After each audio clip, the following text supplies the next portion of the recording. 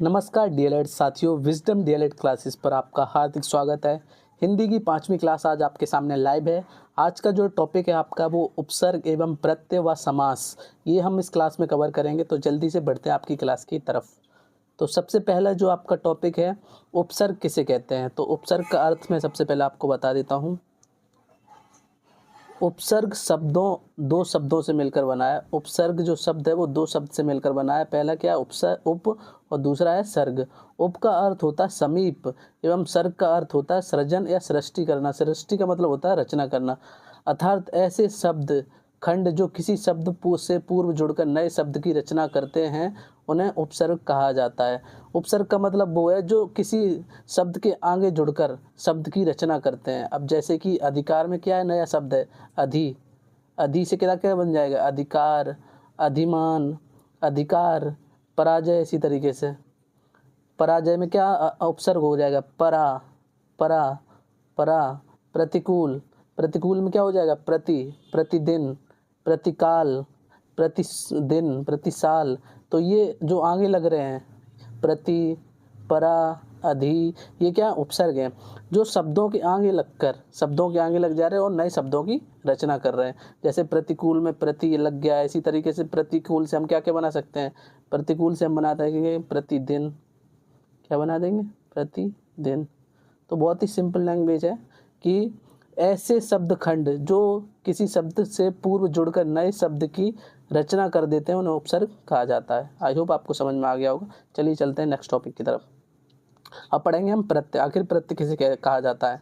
तो अगर मैं प्रत्यय की बात करूं तो प्रत्यय शब्द दो शब्दों से मिलकर बना है, प्रति प्लस अय। प्रति का अर्थ है साथ में और अय का अर्थ है चलने वाला, मतलब साथ में चलने वाला। तो हम संक्षेप में हम कह सकते हैं कि जो शब्दांश शब्दों के अंत में जुड़कर विशेषता या परिवर्तन ला देते हुए प्रत्यय कहलाते हैं। उपसर्ग में क्या था, शब्दों के पहले जुड़ रहे थे, नए शब्द की रचना कर रहे थे। प्रत्यय क्या है, शब्दों के बाद में जुड़कर नए शब्द की रचना कर रहे हैं। अब जैसे कि उदाहरण में हम ले लेते हैं, जैसे कि उदाहरण ये आपके सामने है, एक मिनट। जैसे दर्दनाक। अब दर्दनाक में ये पीछे जुड़ गया नाक, खतरनाक। अब नाक से बहुत सारे बन सकते हैं। ये इसी नाक से जैसे मिलनसार, गुड़नसार, हमनसार। इसी तरीके से गुणवान, पकवान, जलपान। ये क्या हो जाएगा, ये गुड़ इस बान से बन जाएंगे, सार से बन जाएंगे, नाक से बन जाएंगे। जो शब्दों के पीछे जुड़ रहे हैं वो प्रत्यय कहलाते हैं। समझ में आ गया होगा। प्रत्यय आपके दो प्रकार के होते हैं, कृत्य प्रत्यय और तदित प्रत्यय। आई होप आपको उपसर्ग और प्रत्यय के समझ में आ गया होगा। अब आपको अपने नोट्स बहुत अच्छे तरीके से बना के चलना है। नोट्स में ये सारी डेफिनेशन लिखनी है और अच्छे तरीके से इनको पढ़ना है। उपसर्ग और प्रत्यय क्या होता है, आई होप आपको समझ में आ गया होगा। बढ़ते हैं नेक्स्ट की तरफ। अब पढ़ते हैं हम समास। समास बहुत ही इंपॉर्टेंट टॉपिक है। एक क्वेश्चन समास से आता ही आता है, कभी कभी दो क्वेश्चन भी डीएलएड में आ जाते हैं। सबसे पहले पढ़ते हैं समास का अर्थ। तो समास का अर्थ क्या होता है, दो या दो से अधिक शब्दों से मिलकर बने हुए नए एवं सार्थक शब्द को समास कहते हैं। दो शब्द, नए शब्द। अब दो शब्द कैसे, देश और भक्ति। तो देशभक्ति को जोड़ देंगे तो क्या बन जाएगा, देशभक्ति, मतलब देश के लिए भक्ति। तो ये नया अर्थ बन गया देशभक्ति पूरा। तो दो और दो से अधिक शब्द, जैसे देश एक शब्द और भक्ति, तो ये दो शब्द मिल गए तो क्या हो गया, समास। दो या दो से अधिक शब्दों से मिलकर बने हुए नए सार्थक शब्द को समास कहते हैं। आई होप आपको समझ में आ गया होगा। चलिए बढ़ते हैं इसके एग्जाम्पल की तरफ। जैसे कि देशभक्ति हो गया, चक्रपाणी हो गया, चतुर्भुज हो गया। चतुर्भुज में एक चतुर दूसरा भुज, चक्रपाणी में एक चक्र दूसरा पाणी। इसी तरीके से दो या दो से अधिक शब्दों से मिलकर समास बनता है। अब समास में बहुत ही इंपॉर्टेंट क्या होता है, ये दो चीज़ें बहुत ही इंपॉर्टेंट होती है। समास में दो पद होते हैं, कौन कौन से, पूर्व पद और उत्तर पद। इसको आपको समझना बहुत जरूरी है। जो पद पहले आता है, जैसे देशभक्ति में देश पहले आया तो ये पूर्व पद हो गया, भक्ति बाद में आया तो ये उत्तर पद हो गया। पूर्व पद का मतलब पहला पद, उत्तर पद का मतलब लास्ट पद। ये आपको समझना बहुत जरूरी होती है, पूर्व पद और उत्तर पद। अगर आप पूर्व पद उत्तर पद समझ गए तो आप समास कोई भी हो, आप 1 मिनट में 1 सेकंड में आंसर आप दे देंगे। तो देशभक्ति में पूर्व पद आपका क्या हो गया, देश, और उत्तर पद हो गया आपका भक्ति, मतलब बाद वाला पद उत्तर पद और पहले वाला पूर्व पद। आई होप आपको समझ में आ गया होगा। चलिए बढ़ते हैं नेक्स्ट। अब इसमें एक और टॉपिक इंपॉर्टेंट होता है समस्त पद। जब आपके सामने समास आएगा तो समस्त पद के रूप में आएगा और आपको आंसर देना होगा समास विग्रह करके। जैसे राजपुत्र है तो इसका समास विग्रह क्या हो जाएगा, समास विग्रह इसका हो जाएगा राजा का पुत्र। राजपुत्र का मतलब राजा का पुत्र। ऐसे ही रसोई घर का समास विग्रह क्या हो जाएगा, रसोई के लिए घर। तो ये आपके सामने आएगा, इसको देखकर आपको आंसर देना होगा कि ये कौन सा समास है। अब पढ़ते हैं समास के प्रकार कितने होते हैं। तो समास के टोटल 6 प्रकार होते हैं, आप देख सकते हैं। पहला जो प्रकार आपके सामने है वो है अव्ययी भाव समास। इसकी डेफिनेशन मैं आपके सामने रखता हूँ। जिस समास में, एक मिनट, जिस समास में पूर्व पद अवयव हो व पूर्व पद प्रधान हो वह अव्ययी भाव समास कहलाता है। अव्ययी भाव समास सीधा आप उपसर्ग से अंदाजा लगा सकते हैं। क्या होता है उपसर्ग?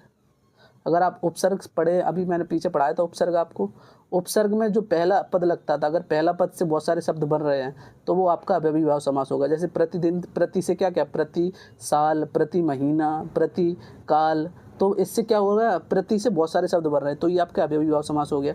यथाशक्ति, यथाशक्ति में यथा से बहुत सारे शब्द बन जाएंगे, यथाशक्ति, यथा अनुसार, यथा काल, ये इससे बहुत सारे शब्द बन जाएंगे तो ये भी अव्ययी भाव समास हो गया। अनुरूप, अनुरूप से क्या को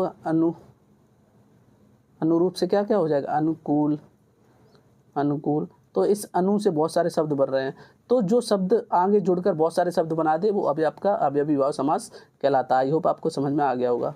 चलिए बढ़ते हैं नेक्स्ट जो आपका है, नेक्स्ट वो है आपका तत्पुरुष समास। ये बहुत इंपॉर्टेंट है। तत्पुरुष समास बहुत ही सरल है, अगर आप इसको एक बार में आपको समझना है तो उसके लिए विभक्ति रूप आपको याद करने होंगे। विभक्ति रूप क्या होते हैं, चलिए नेक्स्ट स्लाइड में मैं आपको दिखाता हूँ। डेफिनेशन आप नहीं पढ़िए, डेफिनेशन में आपको कुछ समझ में नहीं आएगा। सीधा डेफिनेशन कभी पूछी भी नहीं जाएगी तत्पुरुष समास किसे कहते हैं, सिर्फ ये पूछा जाएगा जैसे स्वर्गवास में कौन सा समास है, गंगा जल में, ये पूछा जाएगा। तो चलिए मैं दिखाता हूँ तत्पुरुष समास किस प्रकार आप पहचानेंगे कि तत्पुरुष समास है क्या। तो विभक्ति चिन्ह आपने पढ़े होंगे, कर्ता को, बस इसको हटा दे, बाकी के जितने विभक्ति चिन्ह है, कर्ता को, कर्म, कर्ता ने, सॉरी कर्ता ने आएगा यहाँ पे, एक मिनट स्क्रीनशॉट आ गया गलती से, इसको यहाँ से हटाते हैं। अब लेते हैं, अब यहाँ पे क्या है, जैसे कर्ता ने, इस विभक्ति चिन्ह को हटा दो आप, बाकी के कर्म को, करण से, संप्रदान के लिए, अपादान से, संबंध काकी के रे, अधिकरण में पर, इनमें से अगर कोई भी विभक्ति चिन्ह आपके समास में आ रहा है, इनमें से अगर कोई भी विभक्ति चिन्ह आपके समास में आ रहा है तो वो आपका तत्पुरुष समास हो जाएगा। जैसे कि को आ रहा है चिड़ी मार में, चिड़ी को मारने वाला, तो को आया तो कर्म तत्पुरुष हो जाएगा। इसी तरीके से करण तत्पुरुष से, करण तत्पुरुष में क्या आता है, से आता है, तो मन चाहा, मन चाहा में क्या, मन से चाहा, से आया तो आपका करण तत्पुरुष हो जाएगा। इसी तरीके संप्रदान तत्पुरुष की विभक्ति क्या होती है, के लिए, तो आवेदन पत्र, आवेदन पत्र का क्या हो जाएगा समास विग्रह, आवेदन के लिए पत्र, तो इसमें के लिए आया और के लिए किसका है, संप्रदान तत्पुरुष का, तो ये संप्रदान तत्पुरुष हो जाएगा। इसी तरीके से अपादान तत्पुरुष का क्या होता है, से होता है। अब इसमें क्रमागत, क्रमागत लिया हमने तो इसका समास विग्रह क्या होगा, क्रम से आगत, तो अपादान तत्पुरुष हो जाएगा। संबंध तत्पुरुष में जैसे गंगा जल, तो गंगा का जल का आया तो ये कौन सा हो जाएगा, का की के रे, संबंध तत्पुरुष। इसी तरीके से अधिकरण तत्पुरुष में क्या होता है, मैं पर, अब मैं पर में ये आ गया आप पर बीती, तो ये आपका क्या हो जाएगा, आप पर बीती मतलब अधिकरण तत्पुरुष। तो विभक्ति रूप में इनमें से कोई भी, को, से, के, से, का की के, मैं पर, इनमें से अगर कुछ भी आपका समास विग्रह में आ रहा है तो वो आपका क्या हो जाएगा, तत्पुरुष समास। आई होप आपको समझ में आ गया होगा कि तत्पुरुष समास किसे कहते हैं और किसे पहचानेंगे इसको। चलिए चलते हैं नेक्स्ट स्लाइड की तरफ, जो कि है कर्मधारय समास। कर्मधारय समास में क्या होगा, एक विशेषण हो गया, एक क्या होगा, विशेषण होगा, और एक आपका विशेष हो गया। दो शब्द होंगे पूर्व पर उत्तर पद, इसमें एक आपका विशेषण होगा, एक विशेष हो गया। अब विशेष से क्या होता है, जो विशेषण की विशेषता बताता है, जैसे कि नील कमल। अब कमल क्या आपका, ये विशेषण है और इसकी विशेषता कौन बता रहा है, ये नीला, तो आपका क्या हो जाएगा यहाँ पे कर्मधारय समास। जिस समास में पूर्व पद व उत्तर पद में, पूर्व पद में और उत्तर पद में विशेषण विशेष का संबंध होता है, तो नीला हमारा क्या होगा, विशेषण हो गया, और विशेषता किसकी बता रही है, कमल की, तो कमल हमारा क्या आ गया, कमल हमारा विशेष हो गया। आई होप आपको समझ में आया होगा। बहुत ही ईजी है, इसमें कुछ कठिन नहीं है, बहुत ही सिंपल है ये। जिस समास में पूर्व पद विशेषण हो, पहला पद विशेषण, दूसरा पद विशेष हो, तो ये विशेषण नीला विशेषण हो गया, ये विशेष हो गया, कमल की विशेषता नीला होना है और ये विशेषण, तो इस तरीके से ये हमारा कर्मधारय समास हो गया। चलिए बढ़ते हैं नेक्स्ट की तरफ, जो कि है दुगु समास। दुगु समास में क्या होता है, पहला पद संख्यावाचक हो, जिस समास का पूर्व पद संख्यावाचक हो, पूर्व पद मतलब पहला पद संख्यावाचक हो, तो पंचवटी में 5 आ रहा है तो ये संख्यावाचक है, सही हो गया। त्राया में 3 ती आ रहा है तो इसका मतलब 3 भी संख्यावाचक है, तो ये दुगु समास हो गया। तिरंगा में भी ती आ रहा तो ती का मतलब 3 होता है, आपका क्या होता है 3, तो ये 3 भी संख्यावाचक है, तो ये भी आपका द्विगु समास हो गया। नवग्रह, नव का मतलब 9, क्या 9, तो द्विगु समास, ये भी संख्यावाचक है। तो द्विगु का मतलब होता है 2, तो 2 भी एक संख्यावाचक है। तो आप दूर से पता लगा सकते हैं कि द्विगु समास मतलब संख्यावाचक, जिसमें संख्या आगे आ जाए, पूर्व पद संख्या आगे आ जाए, वो आपका द्विगु समास हो जाता है। चलिए चलते हैं नेक्स्ट स्लाइड की तरफ, जो कि है द्वंद्व समास। अब द्वंद्व समास में क्या होता है? द्वंद्व समास में मान के चलिए कि इसमें और, या और डैश, ये 3 चीज़ आती हैं। क्या? और, या डैश। जिस समास में दोनों पद प्रधान होते हैं, समास विग्रह करने पर और, या डैश आए, तब वह द्वंद्व समास कहलाता है। तो इसमें अगर आपको सिर्फ एक चीज़ देखनी, और, या और डैश, तो जैसे गंगा यमुना में डैश आ रहा है, तो ये आपका द्वंद्व समास हो गया। माता पिता में डैश आ रहा है, तो ये आपका द्वंद्व समास हो गया। पाप पुण्य में आ रहा है, ये आपका हो जाए। इसी तरीके से दिन और रात आएगा, दिन और रात, तो इसमें और आएगा, दिन और रात, और आया, तो ये आपका द्वंद्व समास हो जाएगा।